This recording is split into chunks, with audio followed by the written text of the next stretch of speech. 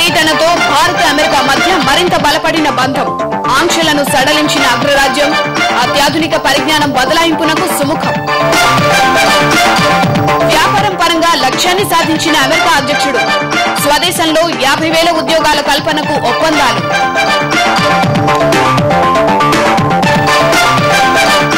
Obama దంపతులకు రాష్ట్రపతి విందు. ప్రపంచ శాంతి కోసం ఇరు దేశాలు కలిసి పనిచేయాలని ప్రతిభా పాటిల్ పిలుపు. భారత మహిళా నేతలకు అగ్రరాజ్యం అధినేత ప్రశంస. నేటి నుంచి పార్లమెంటు శీతాకాల సమావేశాలు. అవినీతి కుంభకోణాలపై నిలదీసేందుకు సిద్దమైన విపక్షాలు. సమర్థంగా తిప్పికొట్టేందుకు అధికార పక్షం సన్నాహాలు.